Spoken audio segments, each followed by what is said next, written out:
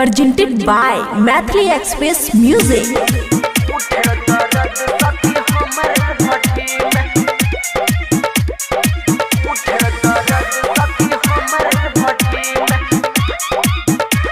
खुशी recording studio Baluaha. कि कहियो रतिया के खेल गे कोइल के लगाई के तेल गे कि कहियो रतिया के खेल गे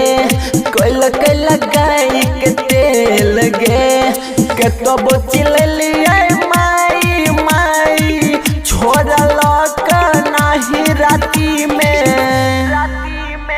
मारले भतार रात ऐसन गति में उठे दर्द सखी हमर भट्टी में मारले भतार रात ऐसन गति में उठे दर्द सखी हमर भट्टी में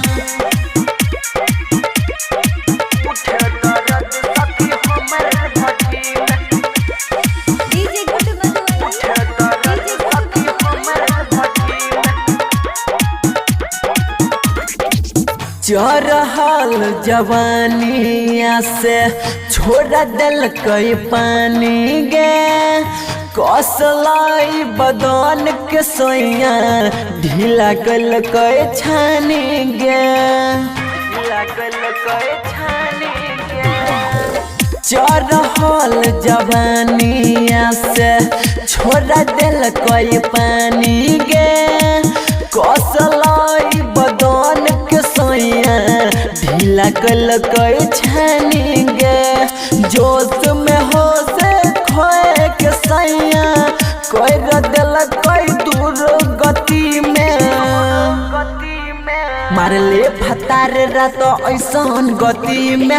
उठे दर्द सखी हमर भट्टी में मारले भतार रात ऐसन गति में उठे दर्द सखी हमर भट्टी में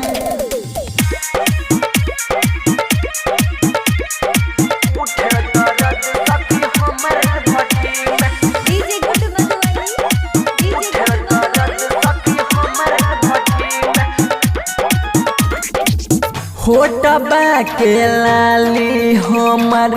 लैछे सैया चाट गे काम खूबे करे छे सैया